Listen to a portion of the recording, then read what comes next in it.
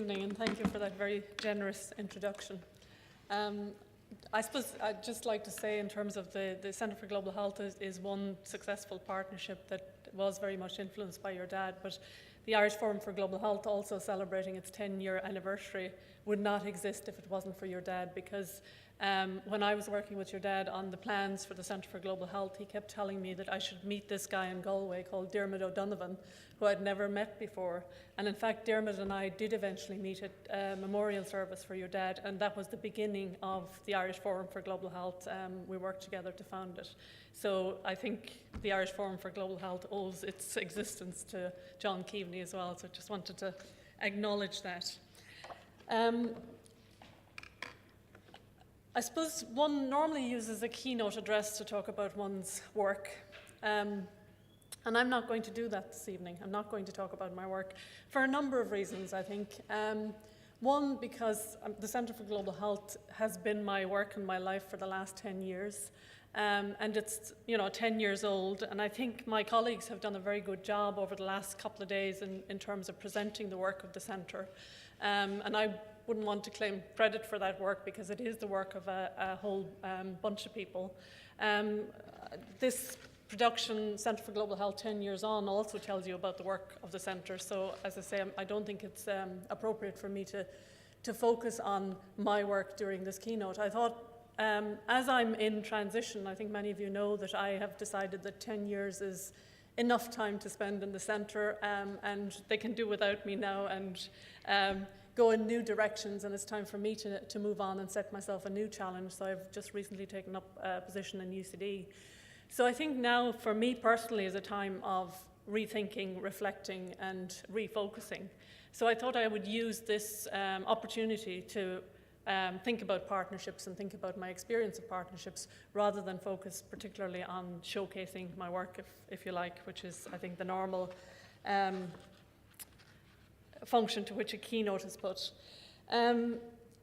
I suppose just before I move off the Centre, forgive me if I keep talking about we and us, because my mind still hasn't left the Centre for Global Health here in Trinity, although my body has to some extent. I'm back here already, and I'm in UCD short of 3 weeks.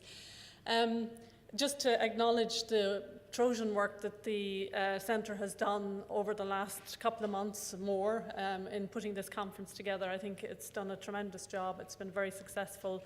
There's been a huge amount of student involvement, and I think that's been a very positive experience for many of our students. So I think the synergy between the IFGH and the Centre for Global Health, and the fact that they're both 10 years old, is not accidental, and it has been very positive for our students. And I'd just like to congratulate our recent bunch of students, some of whom graduated this morning, went across Front Square in their caps and gowns, and then we're straight back in here to supporting the conference again. So just to congratulate those of you who were part of that graduation group.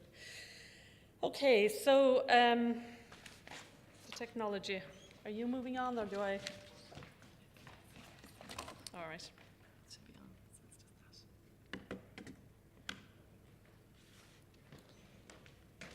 Okay, so I'm going to talk about rethinking partnerships, and I suppose first starting with the purpose, and I suppose if possible I'm going to reflect back on some of what I've heard over the past few days, but firstly starting from personal experience. And I've been in development work for over 20 years now, and I started off as a public health researcher in Malawi. I shared that experience with at least one other person that I see in the audience here, but I'm sure a number of others as well. And I suppose at that time what I was told I was doing, what I thought I was doing, was building the capacity for health research within this research institution in Malawi. But it was kind of an odd experience, because they weren't really doing health research. They were doing agricultural and livelihoods and household surveys, but really not a lot of health research. And I was thinking, how am I building capacity here? Whose capacity am I building? And that was kind of a frustrating experience to begin with. And then eventually a young researcher came in, and I was supposed to be building his capacity, and he subsequently moved on to the African Union. So I don't know whether I was successful or not. It depends on how you measure it. And then subsequently, when I moved back to Ireland, I was sent back out to Africa again. And in this scenario in Zambia, I went out as a public sector trainer. And I was told that I was helping the Zambian government to reform the government and I suppose training public servants in terms of leadership and management. And I went out with a much more senior colleague. I was probably in my late 20s at the time and a bit naive. And we started off a training course on a Monday morning with a bunch of maybe 30 people. And by coffee time, I had established, these were deputy permanent secretaries across the government. By coffee time, I had established that 75% of them were retiring within the next 6 months. And I thought, what am I doing here? Am I really building capacity? And I called my senior colleague outside the door at coffee break and I said, I can't do this. I put my head in my hands and I said, I can't do this. This is completely ridiculous. And I mean, the only way I could salvage my conscience, I suppose, was to go to the equivalent organization in Zambia, the National Institute for Public Administration, and pull two people out of that and bring them into the training room and say, okay, we need to do something here, we need to collaborate, do something together at very short notice. We delivered the first week and the two colleagues delivered the second week, and we did it together. Was that capacity building? I wonder. So then subsequently, as a health systems researcher, mainly in Africa over the last 10 years, doing a lot of interdisciplinary research, I asked myself, am I building capacity? What is it about? Is it about skills? Is it about size? Helping them get bigger? Is it about complexity? And as I ask myself these questions, I take an example of just one of our partners that I've worked with for several years now, Ifakara Health Institute. And I know there's somebody somewhere, I don't know if they're in this audience now, but yes, who works for Ifakara Health Institute. And I'm sorry for using this as an example, but I think it's a good example. So Ifakara is one of the most eminent health institutions in Africa, research institutions. It's 50 years old. I mean, you can read the stats there. And I'm working in the Centre for Global Health, which is 10 years old and very small by comparison. So how am I building Ifakara's capacity, I ask myself. So I guess the point I'm trying to make here is that the capacity building label isn't really working for me. And I think we need to ditch the capacity building label. I know we moved from technical assistance to capacity building, and now the new buzzword is co-production. But I don't know that any of these capture what we're trying to do, and I think it's more about diversity, about mobility, about recognizing that we live in a globalized world and we need to be moving to different, I mean, somebody talked about the cultural experiences being forgotten about in aid. And I think it is about, mobility of health workers and mobility of aid workers, and recognizing that what we're trying to build here is a diversity of experience and skills wherever we're doing it, whether it's in Ifakara or the Centre for Global Health.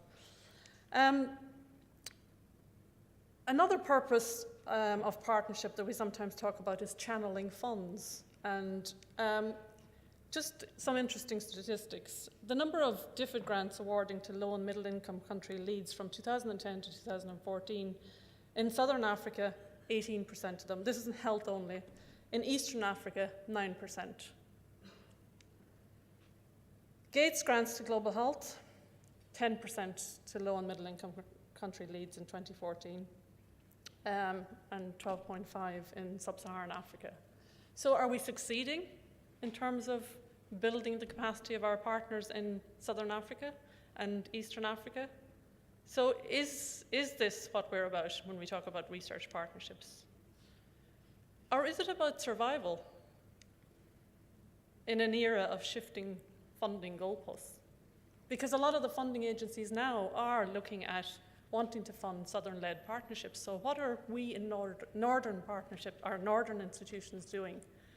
I think it's time we ask ourselves these questions, and they're difficult questions. I suppose just moving on to just draw on two examples, and I suppose this is partially in response to that thinking. I'm thinking, well, it's not about building research capacity. It's not about just collaborating with research institutions. And just some examples of where I've collaborated outside of research and brought in other partnerships, a more diverse group of partnerships. And some of you will have heard me talk before about the HSSE project, and I think there was mention of it in one of the sessions by one of my colleagues. which really was a very broad partnership that involved NGOs, advocacy organizations, researchers, health institutions, governments, aid agencies. And just some of the lessons that came out of that, these are common. I think they've been mentioned several times through the last 2 days. The idea of having sufficient inception time, getting to know each other as part of the partnership, particularly if you have diversity in the partnership. Having a shared value system and a way of working, or a shared operation system. A good management and decision-making structure, working within existing systems, working with government, we've heard that over the last couple of days, and communication, I think, is part of every partnership. It comes up time and again in terms of an issue. Then more recently I've been involved in the trial of a supportive supervision intervention in Tanzania and Mozambique. And again, one of my colleagues talked about this in one of the earlier sessions. Again, it's about the time invested at the front end, the collaborative protocol development, openness about what we're about, and then she talked a lot about project management, communication, accountability, and the continuity and sustainability I wanted to focus on for a minute, because that's an interesting one as a researcher, because is the role of the researcher to prove that the intervention works, or is it to scale it up? Is it to be involved in the scale up? And I suppose heading into this partnership, my idea was design a rigorous trial that will prove that this works, bring the government in, fit it within existing systems so it's possible to scale it up. But I didn't see myself as having any hand, act, or part in the scaling up of it as a researcher. And yet, the government are coming back saying, well, how do we build this? How do we scale it up? What are you going to do to help us to do this?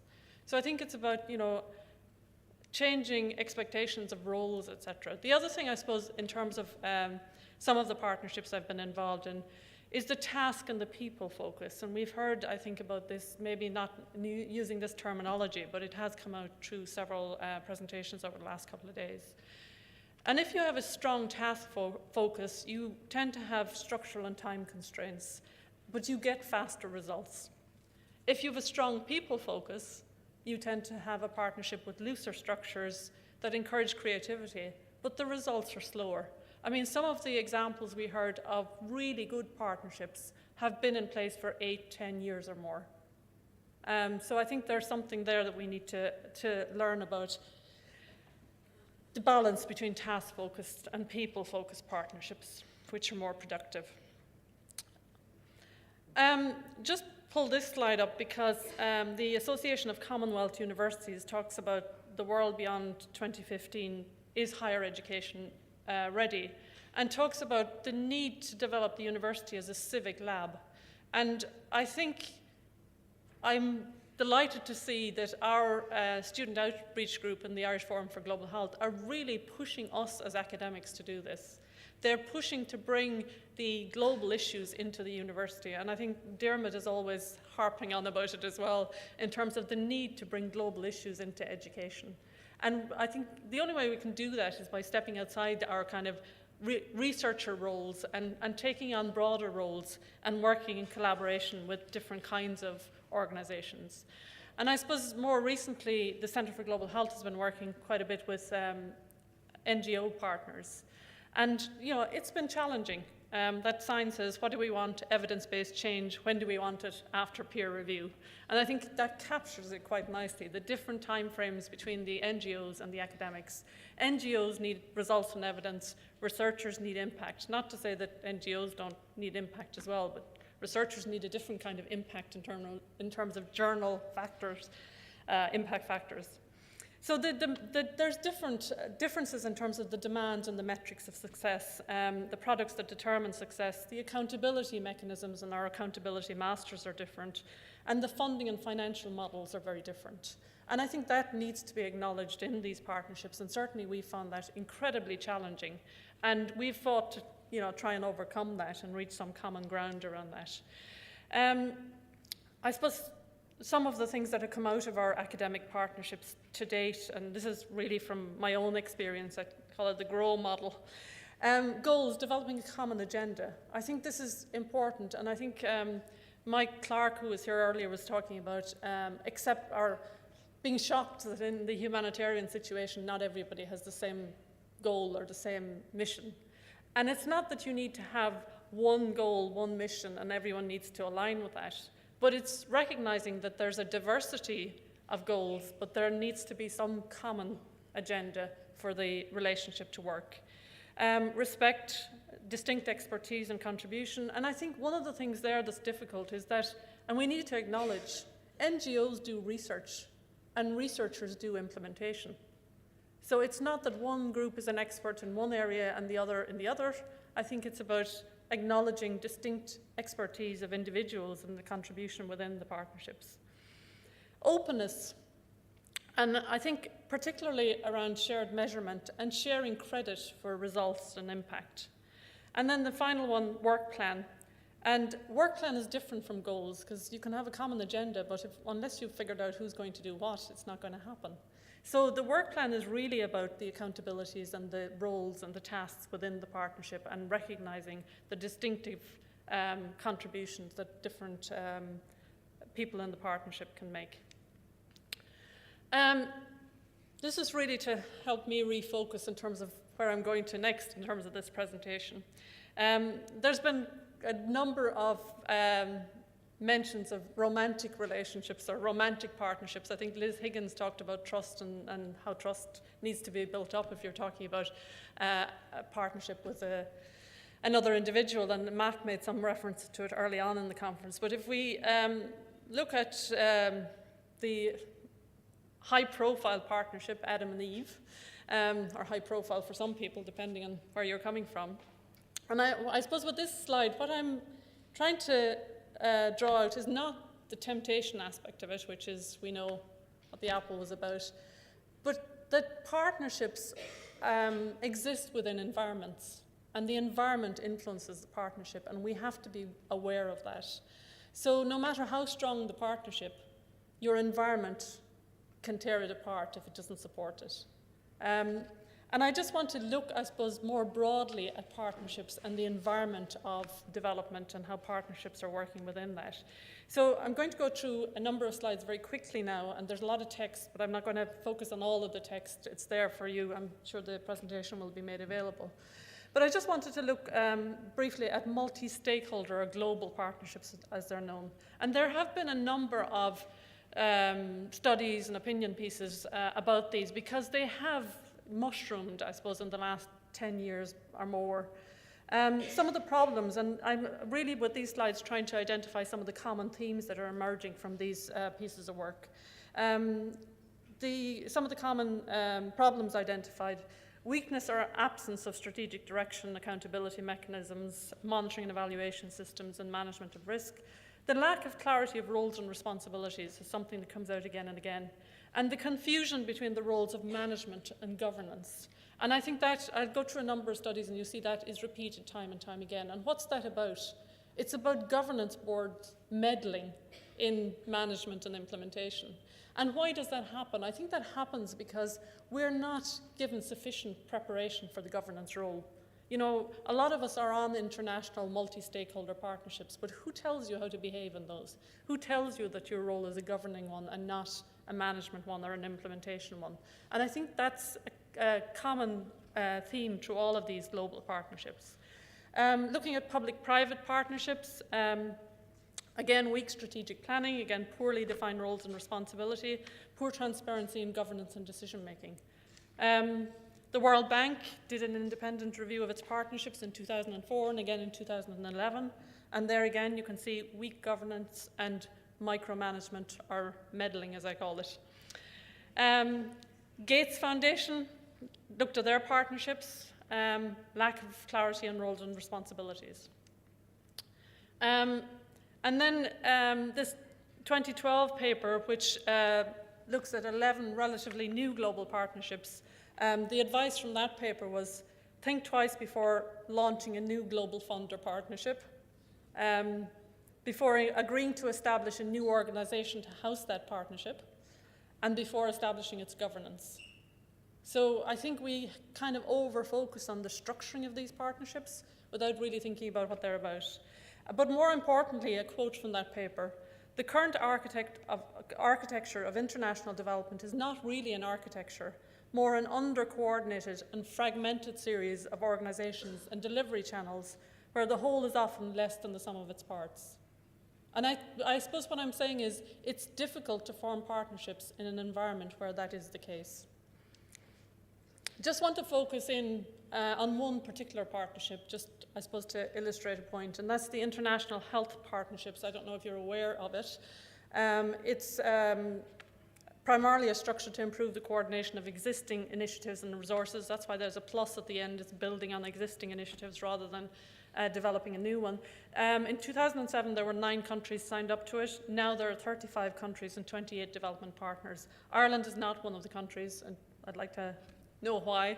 If there's anyone from Irish Aid here, maybe we can discuss that later. The objectives of the IHP, to develop country compacts, to generate and disseminate knowledge, to enhance coordination and efficiency, and to ensure mutual accountability. So really very much the Paris principles enshrined in what they're supposed to be doing.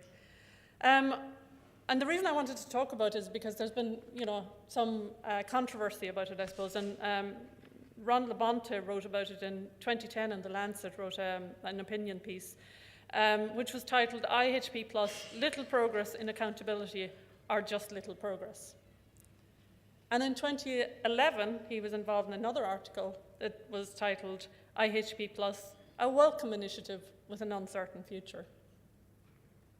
And from that article, IHP Plus is not perfect, but its rationale remains sound.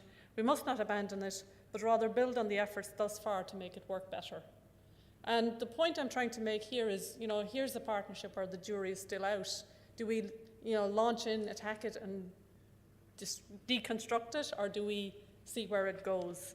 And the jury is still out, and I think it was the focus of a debate, or within a debate on the future of global health architecture at the UN General Assembly this year, where Nicole Klinger from the World Bank said about the IHP Plus and their work, the countries are quite successful, but the development partners are not supporting them. So the development partners are not keeping up their end of the bargain.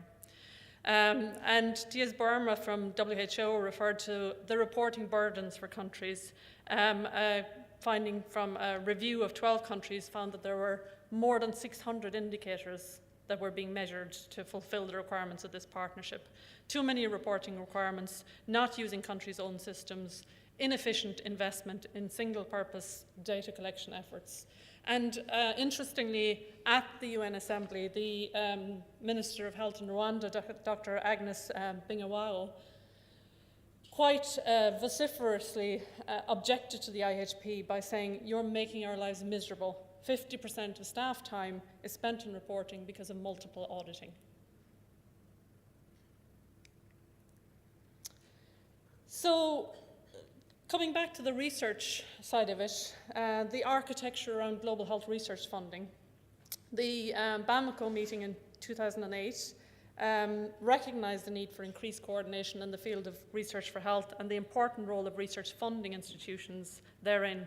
And it called on funders of research and innovation to better align, coordinate and harmonise the global health research architecture and its governance. The expert group in WHO expert group on research and development financing in 2010 said there's no global coordination of research and development for major diseases, and the global health research and innovation system is highly fragmented. And an opinion piece in Health Research Policy and Systems in 2011 talked about the heads of international research organisations and wondered why, because it brings together the heads of major funders of biomedical research, it appears to be well suited to making these kind of changes and bringing more coordination to the health research governance. Why has it made so little information available in terms of what its goals are, what it's doing, and how it's progressing this agenda? The lack of research funding architecture prevents research from responding adequately to the world's health needs. It means that the allocation of health research funding exhibits little tendency to match burden of disease. I mean, I'm speaking to people who already know this. Only a small percentage of funding is allocated towards the research that addresses the problems of developing countries, the so-called 1090 gap. So what are the other kind of issues? I suppose moving on, I've talked about purpose and process, the product, the impact. And there's been an interesting series of articles about impact on the Stanford Social Innovation Review in recent times. And this is a quote from Kevany and Kramer in 2011. Most funders, faced with the task of choosing a few grantees from many applicants, try to ascertain which organisations make the greatest contribution towards solving a social problem. Grantees, in turn, compete to be chosen by emphasising how their individual activities produce the greatest effect. Each organisation is judged on its own potential to achieve impact, independent of the numerous other organisations that may also influence the issue. And when a grantee is asked to evaluate the impact of its work, every attempt is made to isolate that grantee's individual influence from all other variables. And that's, a problem that's created by the lack of an architecture or a coherence at the funding level. So what do we need to be doing? We need to be focusing more on collective impact, not just because of the measurement, but I think because of, the necessity to coordinate activity. So collective impact is the commitment of a group of important actors from different sectors to a common agenda for solving a specific social problem. And a very interesting article this year, again by Kevany and Kramer, talks about that's the 2011 article, I'll move on to the 2014 one, talks about the 5 conditions for success in terms of social impact. It's about common agenda, shared measurement, mutually reinforcing activities, continuous communication, and backbone support. And I'll just talk very briefly about each of these. Just, I suppose, to give an example of what I mean by collective impact, and I've chosen this at random. It was something that was presented in a public-private UNDP event on public-private partnership that I was at recently. Kanana Sugar in South Sudan are working to develop a health service infrastructure for their employees. And I know there are lots of private sector companies doing that, but why I chose this one is because it's not just providing free health services to employees and their families, but appropriately to the cultural setting. This family cohort can be as many as 20 people. So it's not family in the sense of yourself, your spouse, and your children. It's recognizing the context that they're working in and recognizing what the need is there. And their interest is in the strategic advantage of having healthy workers, but also contributing to community health more broadly, but contributing so that they do have healthy workers. So there's a kind of shared purpose or a common agenda where you're talking about collective impact.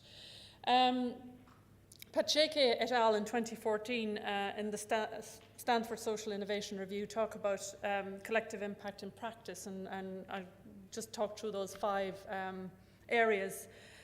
So they used a collective impact lens to research and evaluate a range of global partnerships with a particular emphasis on 6, the Rollback Malaria, Global Alliance for Improved Nutrition, the Global Road Safety Partnership, and the World Economic Forum's New Vision for Agriculture, Global Partnership for Education, and the Worldwide Fund for Nature. And I'm not going to talk about each of these, I'll just give examples of 1 or 2 of them.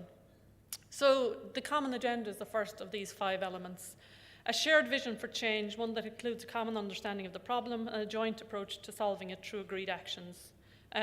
Substantially greater progress can be made if we have a collective approach and if we focus on collective impact. Shared measurement is a big one because we've talked about the multitude of indicators, and Margaret Chan at the World Assembly talked about the 100 indicators rather than the 600 or 1,000 or the myriad that are there at the moment. And really there is a need to move forward on this agenda, sharing measurements, and you can do that if you have the goal of collective impact rather than individual impact. A good example of that is the Global Partnership for Education, because they're using existing metrics that are being collected by UNESCO. They're not inventing a whole new set of indicators.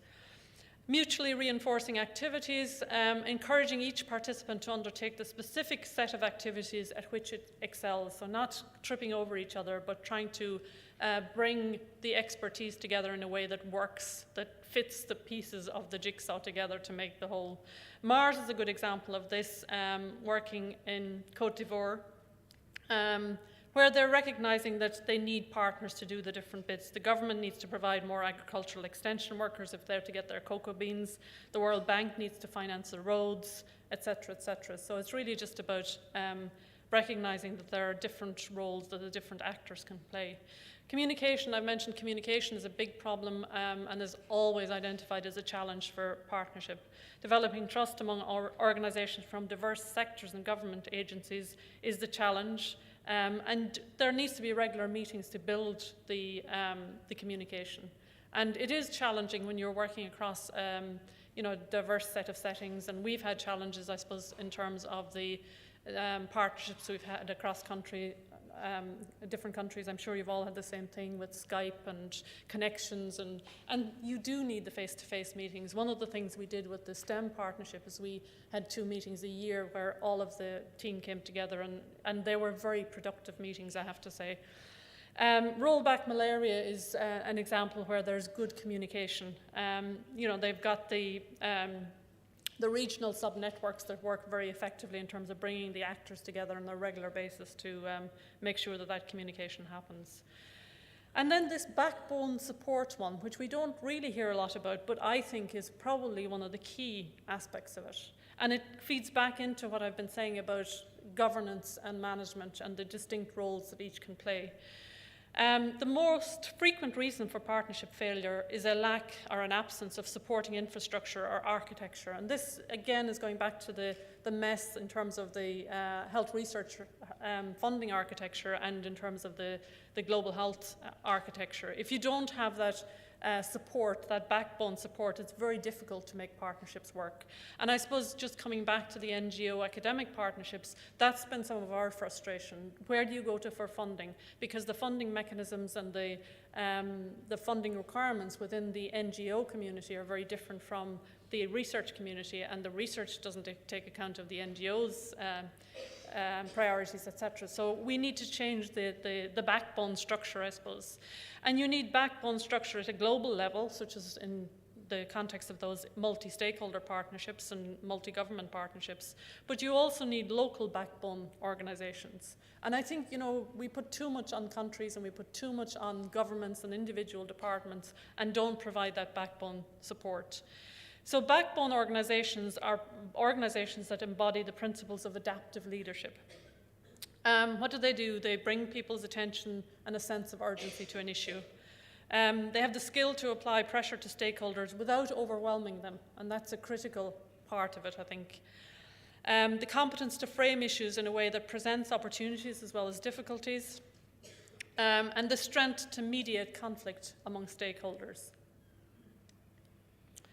So, you can look above us and see that spaghetti junction of, a lack of architecture or whatever you want to call it.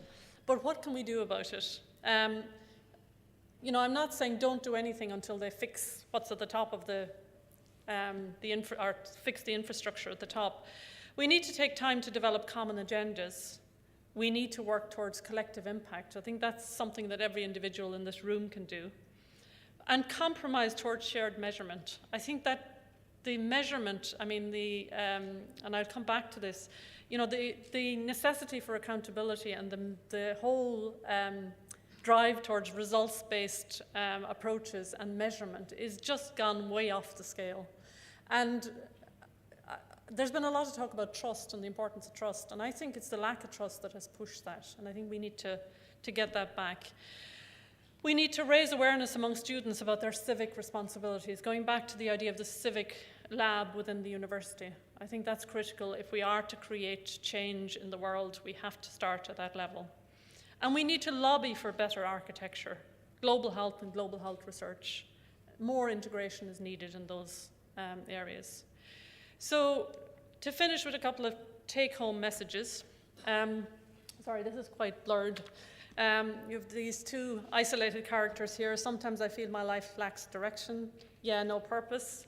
But when we get with the crowd, we can have impact. And just to go back to that issue, in terms of trust and accountability, I think the balance is all wrong at the moment. The accountability and the measurement is tipping the balance, and it is because of a complete erosion of trust. And the erosion of trust, I think, has come because of poor governance. So it feeds back into why aren't we preparing people to govern well? And if that part of the problem was solved, then we probably would have more trust in our institutions and our multi-stakeholder partnerships. And there wouldn't be the same need for accountability and measurement and data. And I'm not saying data is not important. It is, but we can do it more efficiently, and we can do it in a way that places less emphasis on it and more emphasis on, the impact that we're making. And I suppose finally, speed dating. Speed dating for researchers is all the buzz at the moment. And just to say, I suppose on a lighter note, a few words about that. I think, and the Web Summit, I suppose, an example of that's going on at the moment is an example of speed dating. I think it's great to bring people together in kind of creative forums, but I think we also need to exercise a bit of caution. Dermot McLean, I think it was yesterday, said, go with the willing. But I think that before I jump into bed with anyone, this is my barometer, coming back to the kind of personal relationships aspect of it, because at the end of the day, it is about personal relationships and human interactions. And, we have the debate about are individual partnerships better than institutional partnerships, but what is an institution? It's a collection of people. So it's really about how people interact with each other, and at the center of that is, do I trust the person that I'm going to partner with? There has to be passion, and we've seen a lot of it over the last couple of days. And, sometimes it's desperate situations that drive that passion. People are passionate about resolving or containing the Ebola outbreak. We saw passion in terms of Trish Scanlon, I think it was, talking about the work that she's been doing in Tanzania. Tony Ryan, who was there with the baby yesterday, and the work that he's been doing in Sudan. And I think it is a key component. In terms of partnerships, you're better to invest in one partnership you feel passionate about than spread your time across 10 that you're kind of interested in but don't have a passion for. Articulation of interests. I think this is really key. I've been involved in a partnership over the last couple of years, and it's hard to describe it. It's called the Alliance for Health as an Asset. It's an international partnership. It's a collection of individuals that have kind of come together, not by invitation, I suppose, but not to represent, none of us are there representing our organizations. And one of the first things that struck me about it is the first meeting I went to was one of the few times I've been in a meeting or a conference where people weren't grandstanding, they weren't promoting their own organization. It didn't really matter. They were there as individuals contributing from their experience. But one of the things that the Alliance did in the second meeting we had is it brought in somebody to video people and took us all, well, not us all, but a number of people from the group into a room and said, what do you want to get out of this partnership? Really put you on the spot. And then the next meeting we came to, they played this back in the plenary. So that was interesting, but very effective in terms of pulling the group together towards a common vision or a common goal very early on in the process. Respect goes without saying. I think it isn't about I do this and you do that. It's really about where can you make the contribution. And I think we've seen a lot of blurring of boundaries. I've talked about NGOs, academics. I think that there are skill sets, and we need to kind of stop thinking and putting people in boxes and recognize the skills that people bring to a partnership. Trust is central, as we've been talking about. Novelty is really important. You're not going to really engage unless, and I don't mean the innovation word, I mean, is there something new in this for you? Is there something exciting in this for you? That's important. Expertise is important. And if we're talking about bed, maybe endurance as well.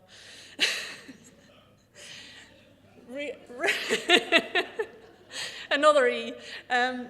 Reality checks. I think it's very easy to get sucked into something and think, aren't we great?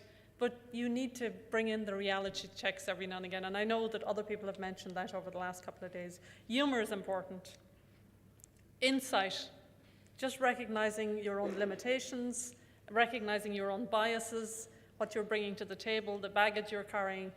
This is critical, I think. And patience is most important. And I think, as I said earlier, you know, the partnerships that work are the partnerships that are given time to develop and work. And finally, I suppose, if you're going to have multiple partnerships, there's the issue of safety. So thank you.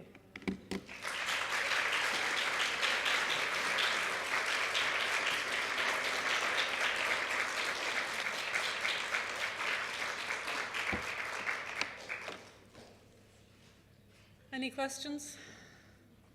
Or do we have time for questions? No? The person from Ifakara wants to take me to task up there. I'll allow that.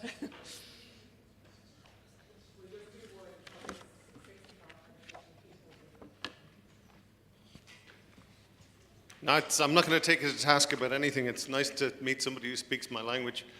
Could I boldly suggest south-north subcontracting as a good way to normalize an awful lot of this stuff? I mean, I know over the years I've stayed away from Irish funding because my Tanzanian buddies get very nervous that the same thing will happen to them as happens with most US funding, most UK funding, that eventually it finds itself channeled through a UK partner or a US partner rather than direct to them, which is exactly how IHI gets funded at the moment. So I've kind of stayed away from it. And, you know, I worked for 4 years on a subcontract from Ifakara to Liverpool. Not everybody was comfortable with that, but I was very happy with it. And it was really good way to bolster that model and make the point that, you know, as Salim says, in the future, you'll be working for me. And that's how things will be. So that's my suggestion. Yeah.